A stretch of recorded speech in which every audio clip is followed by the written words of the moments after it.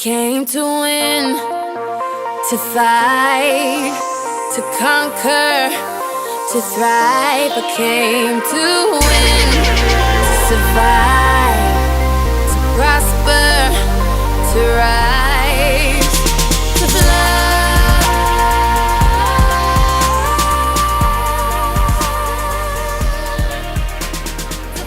Hi, and welcome to The Pursuit of Extraordinary. I'm Kim Freeman. And I'm Jeramy Freeman, and it's our purpose to help you upgrade your body, mind, and spirit. And today we're going to be talking about purposeful parenting. This is one of Kim's favorite subjects, and any of you that do know her, you know that she is an amazing mother, a great parent, and she has been one of the major factors in Alex being as amazing as she is, going after her dreams, eliminating the limitations that hold a lot of people back. We just have not instilled those things into Alex. So if any of you out there want to know why you should be listening to this if you have children, then first and foremost, shut this off and check out our daughter, Alex Freeman, at alexfreemanrocks.com. You'll see that she's a motivational speaker. She's created her own cosmetic line. She also has started writing her own songs at 5 years old, started producing them at 7. You can talk about that for a second. She was bullied in school. And so she took the negative and turned it to a positive and wrote a song about being bullied. It's called Be Nice. And it's written, from a 5-year-old perspective. Yep. And it's written for kids so that they can treat bullies with niceness, which is not what most people do, and it's a little bit difficult to do that, but that's something that she felt she needed to talk about. So that was her first song that she wrote. Right, absolutely. And so she's written her own songs, she's helped produce them, and she's performed them all over the place. She's performed in front of 14,000, 19,000 people, and you can find all of her music on iTunes, on Spotify, on Pandora, you name it. All the music outlets. She's writing a book. It's a coloring book. It probably would have been done already, except I got in there and started wanting to make it more than what it was. So I think we're going to go back and let it be what it is, which is a coloring book for kids that shares purpose and talks about goals and dreams and helps to build creativity. And it's coming from, she's 10 now, so coming from a 10-year-old perspective. Absolutely. So purposeful parenting, what is it and why is it important? Well, number one, it's important because when children are young, between the ages of 2 and 7 to 8 years old, they are totally open to suggestion. We have both a conscious and a subconscious mind. And the subconscious mind is the part of the mind that pretty much records everything that's going on. And it cannot reject, it can only accept information. So whatever you're thinking consciously or whatever you see, it will record that and make it part of your experience. So during the ages of 2 to 7, what's happening is children's reasoning ability, their prefrontal cortex is not fully developed yet. Okay, so they're like an open book. Okay, anything that you tell them, anything that they see, whatever you decide, the videos that they watch, the TV programs that they watch, the things that you tell them, it's just absorbed. Their bodies, it's like a cup that you're just filling up. Right. You're just filling it up. So I heard this one thing one time, I don't know if I read it or I had heard it, but they had talked about with children that their inner voice comes from our voice. And so that was really important to me. We have Violet and Vivian, who are identical twin girls, and they're 3 right now. Yeah. And so I have to make sure that I'm putting in the voice that I want them to have as they get older. Not a voice of, no, don't touch that, no, don't do that, this isn't for you, little kids don't do that. And I think as moms, a lot of times those are the things we do. There's a lot of things we did with Alex that are completely different. I read a room full of books about behavior and because when I was pregnant, I realized I knew nothing about kids. I didn't know how to change a diaper. I never babysat. I was not the girl who wanted to be around kids. They weren't for me. I didn't even know if I ever even really wanted to have kids. I knew I wanted to be successful, and I knew that I wanted to have an awesome job, but I didn't know that I wanted to have kids. I had a paper route as a kid, I did not babysit. Jeremy's sister loved kids. She babysat, even at church. She was the one that had all the kids around her, and I was the one, they'd hand me the baby, and I'd be like, no, thank you. Ooh, gross. So when it came to that, I was pregnant, and I said to Jeremy, oh my God, I don't even know how to change a diaper. And so I had started reading, and I read and read and read and read about behavior and about cognitive thought and about all sorts of things. Oh my goodness. Yeah, a massive number of books. Where she should be this week of the pregnancy and so on and so forth. And that's something that's really important to me too. Like, we know as moms, we read that Anything You Can Expect book, Anything You Can Expect and More. And there's so many books that tell you, like, every week of pregnancy, what's happening with the baby, what's happening in your system. But like the day you give birth, there's nothing. Now what? So you're used to this system. Here's what's happening on this week. Here's what's happening. Here's what you should be eating. Here's what you should be doing. But then you give birth, and it's like, oh, good for you. See you later. Adios. Right? Nobody helps you. And I think that's the thing that becomes even more important. Like, it's great to know that, because you want to, give a good foundation, and you want to feed the baby properly and be healthy. But there's a lot that you need to do, I think, even before they're 2 years old. If you come from a stressful environment, the baby's going to be wired and crazy, of course. So it's one of those things, like, you have to learn that you're connected to the baby, whether they're in your belly or whether they're outside, and how you are is they're going to be a reflection of you, especially moms who are home with their babies all the time. Right, so creating connection is going to be a very key element. But one of the things that's very important is we learn through experience. Okay, so if you're a new mother, what happens is you're learning as you go along. Right. So how about, what if you were to have more information that you didn't know? Okay, things you don't even know that you don't know. If you had that information to be able to use to your advantage, to be able to have a better life. We all want a better life for our kids. So during those early ages, what happens is a child's brain is operating on what's called theta brainwaves. Theta brainwaves are very relevant. If you've ever heard of hypnosis, okay, when somebody goes under hypnosis, what happens is they go from being, and having beta waves to alpha waves down into theta. Okay, from theta into delta, where you're actually sleeping. So the theta brainwaves are what a 2 to 7 year olds usually operate most of the time on.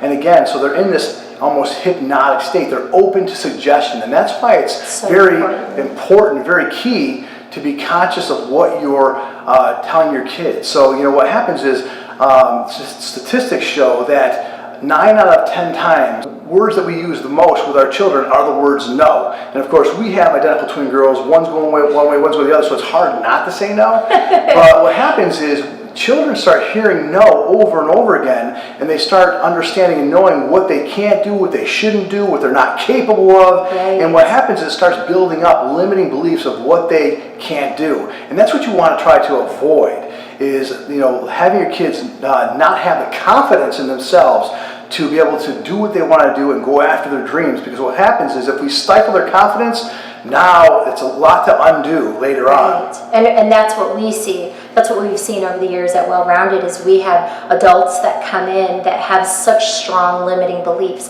And a lot of times those limiting beliefs didn't even come from them. They came from programming that the parents did years and years before, but now they've kind of solidified and they're rock solid, and it's hard to get rid of those beliefs. So that was my thing. I didn't want to have that with our daughters. I don't want them to have limiting beliefs that they can't achieve something. And then same with like your belief system. So early on, I heard Alex repeat something about different nationalities, and I realized, oh my goodness, I have the ability right now to kind of program what she believes about other people. I think she was, 3 maybe, and she was 4 years old, and she went to school. And my mother had shown her how everybody in the class was a different nationality. My mom is Mexican, and so she wanted to show her that everybody's different. And I don't believe that. I believe we're all connected and we're all the same. We just have different results between us. But my mom went through and showed her all the different nationalities and where those nationalities come from, and made a great big deal about it. And so I realized right then and there that I needed to teach her that we're all connected. It doesn't matter our skin color. It doesn't matter our belief system.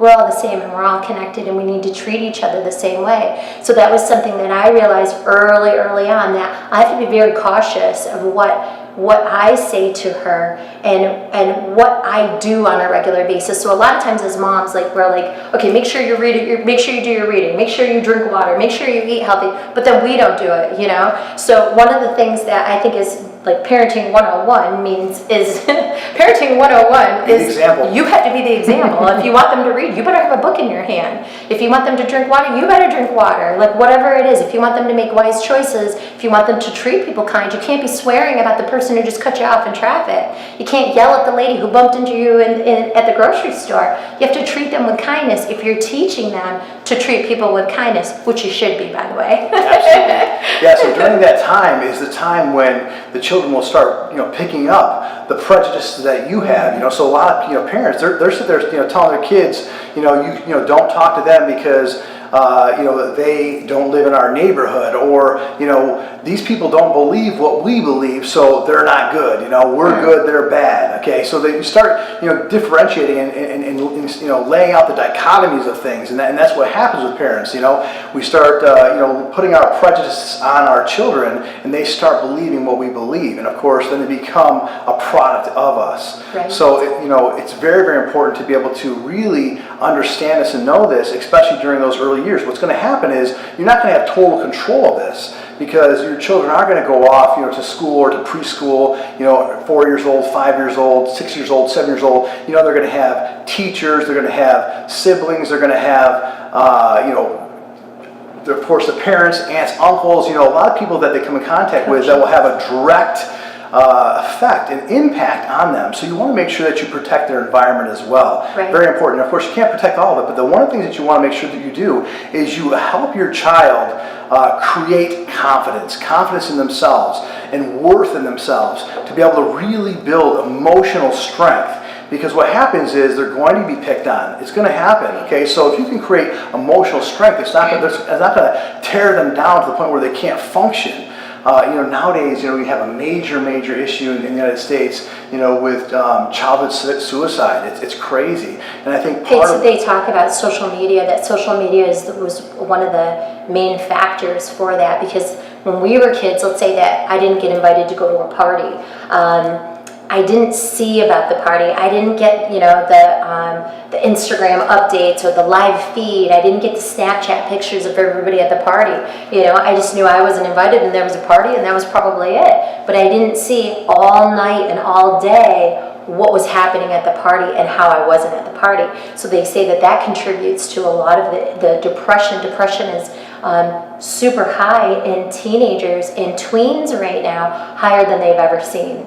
Absolutely, and of course, helping to strengthen that emotional intelligence and emotional strength. Having confidence in yourself and knowing that, when somebody says something that's not nice to you, how to be able to handle that. And those are those little lessons that really go a long way, when a child is younger. So we got to be able to learn to communicate. What happens is a lot of times, parents, have the opinion that kids should be seen and not heard. I'm big, you're small. Yeah, exactly. And again, we show, we put them at a different table during Thanksgiving, or all these different things. My parents were great parents. Okay, I don't want to downplay anything other than they were amazing. They were amazing, and they were doing the best that they knew how to do when we were growing up. But they were definitely the parents that were like, we get to have butter, you have margarine, or just they different had steak, little things. You had burger. Exactly, it's sticky. So those type of things. Which So think about worth during that time.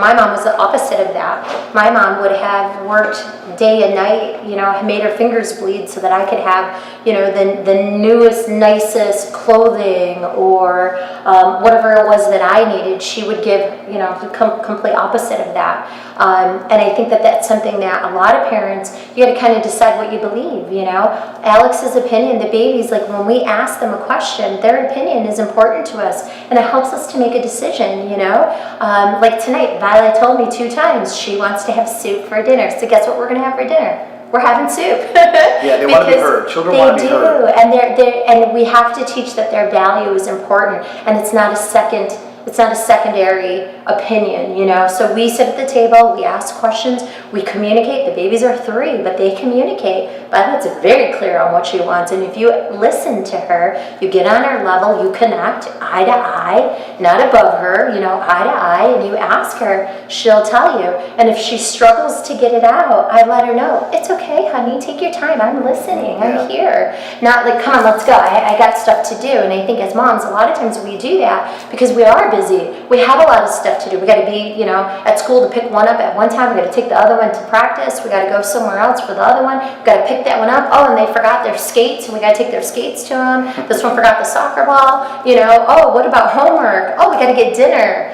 So all of those things start coming. So when a little one wants to talk to you and share with you their ideas, we need to take the time and let them know that that's important. And I think that starts so early on, way earlier than what anybody realizes. It becomes a trust factor that if like Vivian tells me something, that I'm going to actually listen and I'm going to value what she says. She's 3. I got to value what she's saying to me. Absolutely. And that is, again, a key time because that's when they're being programmed. So you'll hear them say things like, like Vivian or Violet both might say, I can't do it. And they start crying and yelling, right. And you say, hold up a minute. You can do anything. You just need help. So just say, I can do it. I just need help. Right. So I just can do anything. Yeah. So just redirecting, what they're saying. And so, of course, before bed each night, Kim does their I ams with them. And so things like this are very important as well to be able to, help, strengthen them, help them to start saying more empowering things. Because what happens is a lot of times we don't teach our children to say empowering things. Right. Like we use, of course, the words I am. Like when I'm in the pool with the girls, I'm teaching them how to swim. I'm like, okay, I want to hear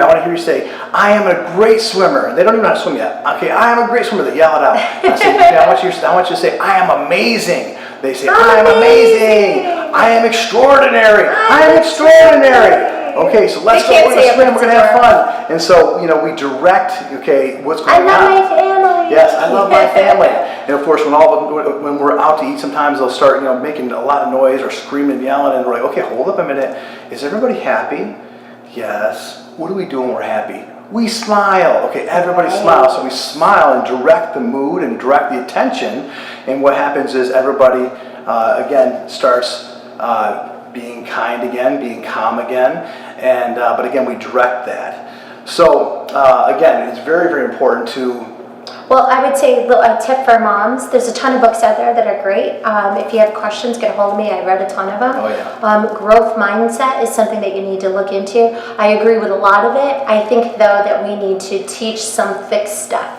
So fixed mindset and growth mindset. Fixed mindset is I'm super smart. You're not supposed to say that to your kids. You're supposed to say I am learning to be smarter every day. Well, I disagree with that. I think we need to tell our kids they're super smart. Yeah. They're You're amazing. You're smart. Amazing. You're a You're genius. so beautiful. I think you need to fix those things, but then you can teach them when they do say, because our kids do it too. I mean, they're not perfect by any means, not even close. But when they say, I can't, and they're rolling around the floor throwing a fit, you can say, what do we say? And this is where the growth mindset comes in that says, I can do it, I just need a little help. And they start learning to communicate better. And I think sometimes too, we talk about frustration with the kids, like they can't get out what they're trying to do. Help them. Be an advocate for your kid to be able to get those words out, to be able to do whatever it is that they want to do. So there's a ton of books. Whole Brain Child is amazing. They have a brand new book out. I can't wait to read it. The Yes Brain is the brand new one. Growth Mindset. There's a ton of them. Even for behavior issues, I think it's 1, 2, 3 Magic is a great book. Yeah, there's some fantastic books out there that talk about behavior. And I think that's one of the things for moms. A lot of times we have to realize it's not the kid, it's the behavior. So we have to separate that. So when they're screaming at each other and everything's going wrong and you're getting irritated and everybody's in a bad, the energy of the room is bad. It's really bad. We have to take the deep breaths. We have to change the energy. The children should not be the ones who dictate the energy. It should be me. It should be Jeremy. It should be the adult who's dictating the energy. And unfortunately, when they're pushing your buttons and they're yelling and they're screaming and they're doing everything they know they're not supposed to, we let that kind of overrule our energy. We need to take a breath. We need to get ourselves focused and then connect with them and remind them of what the energy in our house is going to be, you know? Absolutely, yeah. And you know, and one more book is Conscious Parenting, and that book is primarily just about creating connection. Yes. You know, what happens is we treat our children, you know, like they're second-class citizens sometimes, and we're yelling at them, screaming. You've all seen that parent out there that's yanking their kid around and that's yelling at them out of the grocery store or at a restaurant. You know, the bottom line is, you know, if that person was your friend, your best friend, okay, and you didn't have an agreement, and they weren't doing things that you like, you're never going to sit there, and smack them or hit them or say something, rude or mean, because that relationship's over. Okay, so you got to think about. We wouldn't treat our friends like that. We wouldn't even treat people we don't know like that. Why do we treat our children like that? Exactly. So again, there is a way to discipline in the right way. Again, it's our job to direct our children in the proper direction so that they can have, a better belief system. The bottom line is those beliefs that we have about anything are usually programmed for the most part during the ages of 2 to 7 when we're producing those state of brain waves, okay, when we're in that state of almost hypnosis, so that we're under somebody else's control, under somebody else's suggestion.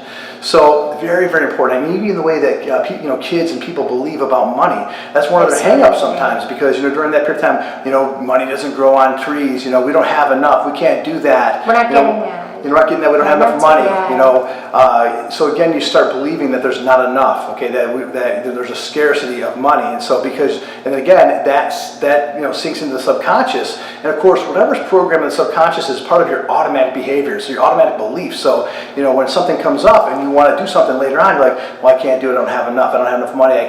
Whatever it is. Okay, we believe that. And that's something that I think that we need to talk about too. Is parents need to teach their children about money. And unfortunately, parents don't teach their children about money, except for the bad programming. We teach all the bad stuff, but we don't teach, like with Alex, I try to teach her, she's 10, she knows about minimum wage. She knows that she's got to, so some of the things, like if I buy something for Alex and she doesn't value it and throws it around or doesn't care about it and loses it, I make her buy it from me.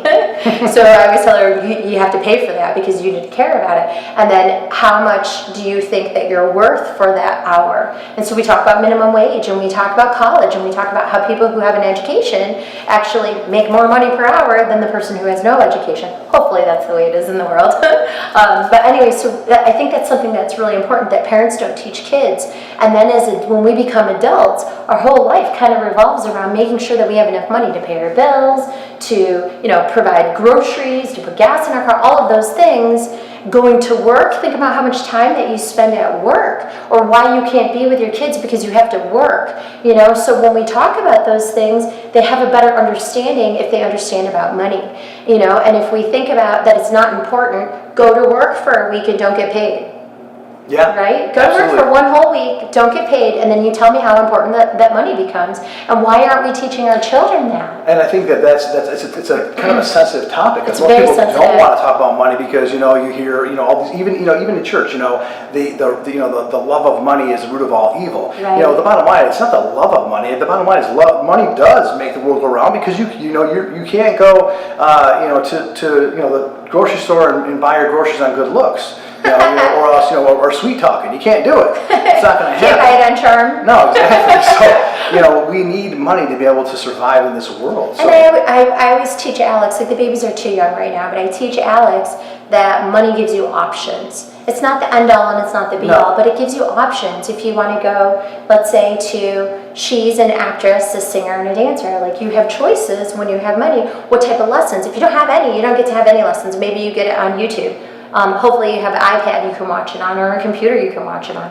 If you have a little more money, then maybe you can go and take a group class. If you have a little more, then maybe you can do private tutoring, and on and on and on. It gives you options. And so I think that's a good way to talk about money to start with. Well, not only that, but also teaching them how, opportunities to be able to make money at a young age. With Alice, of course, a lot of kids out there have, done the lemonade stand. She's done the lemonade stand. She did snow cone stand. She has her lip butter. Now she's got her music. music, Yep. now performing. So now she's performing and she's believing that she's going to get paid. She has that on her, Yep, her vision boards. She's confessing it. She writes it on her success stickies that she is going to be paid for her performances because she's done a lot now without being paid, and it takes a lot of money to put that out. So, Absolutely. and then teaching her that too. I always tell her, if you make money, you have to put it back into the business of Alex Freeman. So the business of Alex Freeman, she has the fancy shoes and the fancy outfit and the studio time and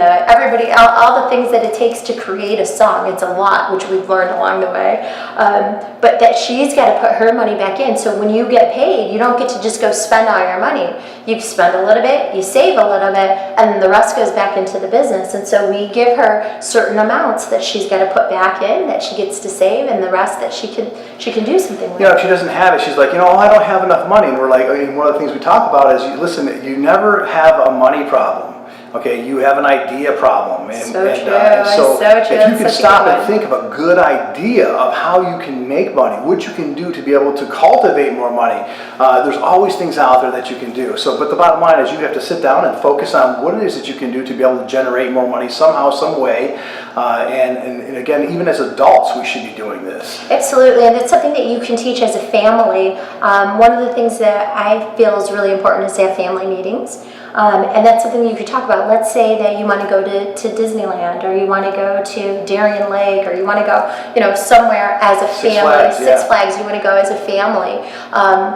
Find out how much it costs to go there and start teaching the kids about that. So here's how much money that we have to go there, and how are we going to get more? Oh, well, I could sell my stuff on eBay. Alex wants to sell half of her stuff, to other kids, so that she can have more money to go do something fun. I can have a lemonade stand. She wants to make like mascara and lip stuff and bath bombs and facial washes and all that stuff. She has a whole list. She wants to paint pictures and sell pictures. But it starts to create that creative thought of how to make more money, and I think that's something that needs to happen early in life. Absolutely, because what happens is a lot of times we end up, sometimes building up so many limiting beliefs of what is not possible for us. And of course, we've seen thousands of people over the years that have come into our facility, and we sit down and talk to them, and they'll tell us they'll go through a list, and you sometimes you have to stop and think, knowing what we know. Wow, what type of programming have they had? And how can we help them undo this? And of course, that's exactly what we try to do, is help them undo that so that they can, open up their mind to bigger possibilities, a better life. Again, upgrade their body, upgrade their mind, upgrade their spirit, and so that they have a better outlook and better possibility that they can move toward. More opportunities. Absolutely. Opportunities for growth. Growth doesn't come when you're not looking for it. Yeah, exactly. It's something that you have to focus on, being better and moving forward daily, and then growth comes from that. And they say that happiness comes from growth. So if we're teaching that in an early age, don't you want your children to be happy? Think about it. In the long run, all of that is, and I call it programming, so programming the girls to be happy in life, and that comes from all of those things, and seeing all of the obstacles as opportunities for growth. Absolutely. Every obstacle is an opportunity. It's an opportunity for learning. It's an opportunity for improvement. And again, you always hear that, the more you fail, the more successful you will be, as long as you get up and keep moving forward. So you got to think of those little failures or those obstacles that you've overcome, as opportunities for new learning. So when your child does something and they don't succeed, show them that's fine. You didn't succeed this time, but let's approach it from a different angle and keep moving forward. And that's a really good point too, because I think a lot of times we talk about the positive, because that's what we do. We talk about the positive, but there's a lot of things that happen that aren't so positive. Even like for Alex, she's got a nice foundation of strength of things that have happened for her that are great. Mm-hmm. But there's a lot of stuff too that we don't talk about that's not so great. She went up for the Cutie Correspondent, and it was a contest for iHeartRadio and Cuties, the oranges. Yeah. And she did all of the things we talk about. All of them. She she wrote up her plan, she made a vision board, she wrote a book about what was going to happen. She packed her bag, she acted as if Yep, she it put had her already happened. sticky notes all over the place, envisioned it. She had a dress, we bought her a dress. I mean, the whole She thing researched was done. every single person that was going to be at it. She knew their She height. knew who was going to be there, she knew their height. She, by the way, knew their Net worth. their net worth. Yeah. She knew what shows they had been on. Like Demi Lovato was one of the people that was going to be there, and she would be able to interview Demi Lovato, which really was amazing because her goal is to be on Disney. Demi Lovato's been on Disney. Alex's goal is to be a singer. Demi Lovato's a huge singer right now, so that was one of the people that she was really interested in interviewing. But it didn't work. She didn't get it. 2 little boys out of LA who have an agent, who, you know, they have all the right, they're the cutest things you've ever seen. They are super cute, 2 little boys. And they were in the, you know, they were the ones who got it. So for her to say, I did all of these things, I did my research, I acted as if, I wrote it down, I created the vision board, I made the stickies, I confessed that I was the 2017 Cutie Correspondent, and I didn't get it. Now what? You know, and that sometimes I think is a bigger learning opportunity than when you do get it. And unfortunately, you need those things to kind of teach you what to do when things aren't easy, because life isn't always easy. No, you know? but when you even in our programs, of course, we always talk about, getting comfortable being uncomfortable.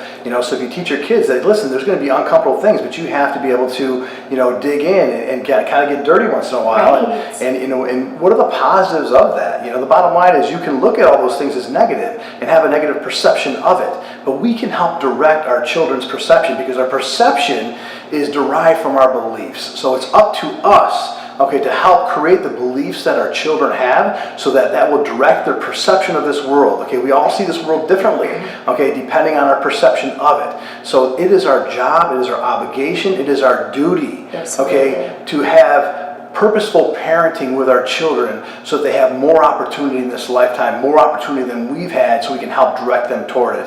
So we want to thank you guys for listening to us today. If you have any suggestions about new topics that you would like us to talk about, send them over to us. Email, Kim at Freeman Formula. Yeah, or Jeramy at Freeman Formula. And, follow our social media. We put a lot of little tidbits out for you guys. What we've been doing is putting out little tidbits of the show, but I think maybe what we'll do is we'll start putting out some maybe things about growth mindset, or about whole brain learning, or whatever it is that we're talking about, maybe some research from other sources, so it's not just us. Absolutely. So again, every day is an opportunity for growth and improvement. Seize it and make every single day count, and live with greatness. To thrive, I came to win, to survive, to prosper, to rise.